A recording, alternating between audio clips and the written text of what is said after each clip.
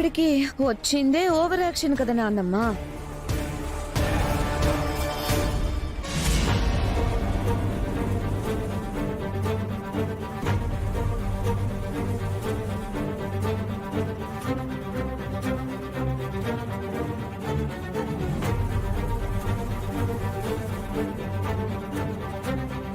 అహల్య గారు ఏం కాదండి, కొంచెం ఓపిక పట్టండి.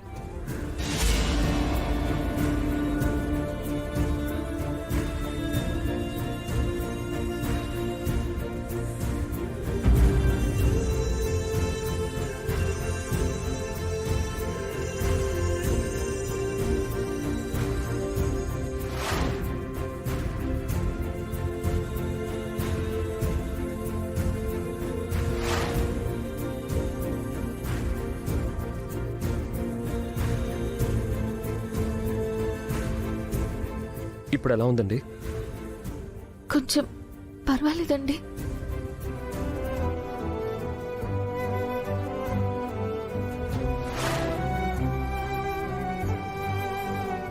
సొంత హాస్పిటల్ పెట్టాలన్న మన ఆశ నెరవేరిందిరా.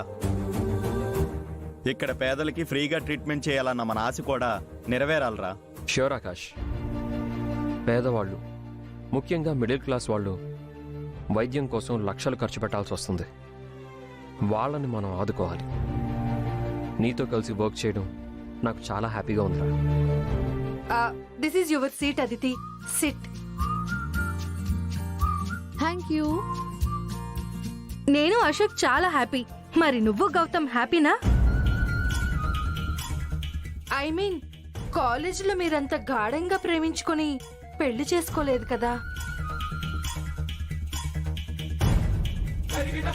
కొన్ని అనివార్య పరిస్థితులు, అనుకోని కారణాల వల్ల నేను అదితిని పెళ్లి చేసుకోలేకపోయానురా.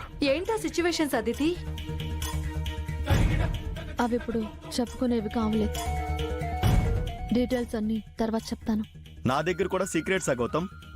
కమాన్ గౌతమ్, అసలు ఏం జరిగిందో చెప్పు. అవన్నీ నీకు తర్వాత చెప్తానురా. మగవాళ్ళు అలాగే చెప్పి టైం పాస్ చేస్తారు. వాళ్ళని అస్సలు నమ్మకూడదు అదితి. మన లైఫ్ ని మనమే సెట్ చేసుకోవాలి.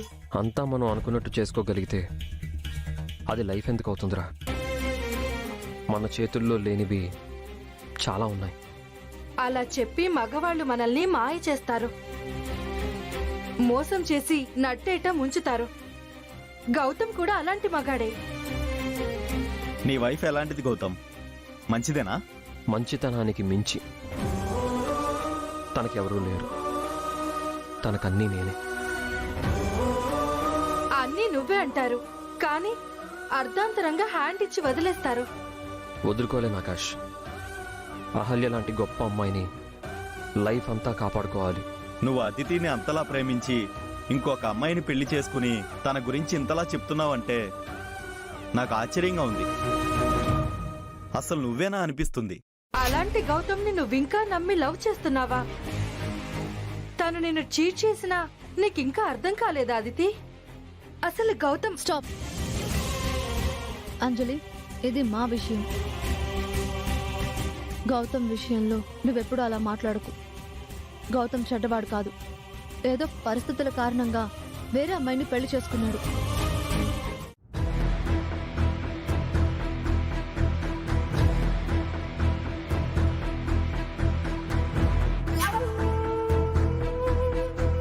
బుజ్జి, బుజ్జి లేరా?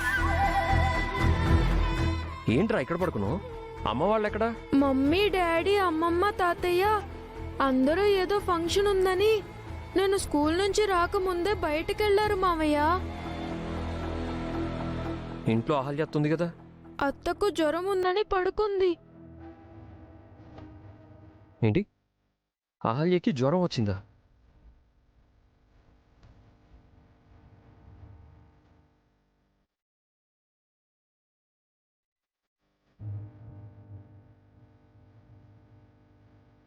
అదితి, ఏమైంది?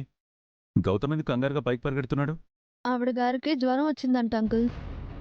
ఈయన గారు కంగారుగా వెళ్తున్నారు. అహల్యకి జ్వరం వచ్చిందా? దానికి జ్వరం వస్తే నువ్వు వణికిపోతున్నావేంటి?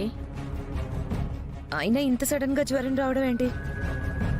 ఎప్పుడు చూడు నీరసం అది ఇది అంటూ ఉంటుంది. పొద్దున్న వంట చేస్తూ చెయ్యి కాల్చుకుంది కదా, అందుకే ఫీవర్ వచ్చుంటుంది. మమ్మీ ఆకలేస్తుంది, త్వరగా వంట చేయి. అదేంట్రా, కుబేరుడున్నాడు కదా, వంట చేయలేదా? వాడు వంట చేయకుండా ఇంతసేపు ఏం చేస్తున్నాడు? కుబేరే లేడండి. వాళ్ళ చెల్లి పెళ్లి చూపులని మధ్యాహ్నమే ఊరెళ్ళాడు. మరిప్పుడు వంట చేసేదెవరమ్మా? అహల్యేమో జ్వరం తెచ్చుకుంది. నేను చేస్తానులేవే, ఒక 10 నిమిషాలాగు. నువ్వాగు సుభద్ర. ఈరోజు అదితి వంట చేస్తుంది.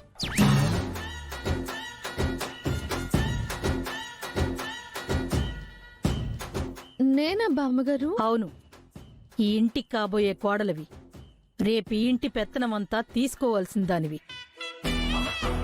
ఇప్పటినుంచే నువ్వు సిద్ధంగా ఉండడం మంచిదది. నిజమే అదితి, ఒక వారంలో వాళ్ళకి విడాకులొస్తాయి. ఆ తర్వాత మీ పెళ్ళే కదా. ఇప్పటి నుంచి నువ్వు అన్నిటికీ ప్రిపేర్ అయిపోవడం బెటర్. నీ వంట రుచి మేము ఎప్పుడూ టేస్ట్ చేయలేదు. ఈ రోజు నీకు ఆ ఛాన్స్ ఇస్తున్నాంలే. ఏంటదితి, నువ్వు వంట చేస్తావా? చేస్తావా కాదు, చేయగలవా అని అడగాలి. ఎందుకు చేయలేదు? తను ఆడపిల్లనే కదా, వంట వార్పు వచ్చుంటాయి కదా. హా, అవునవును. అదితి మెడిసినే చేసింది, వంట చేయలేదా? అహల్య అత్త వంట చేస్తే బాగుండదేమో మమ్మీ.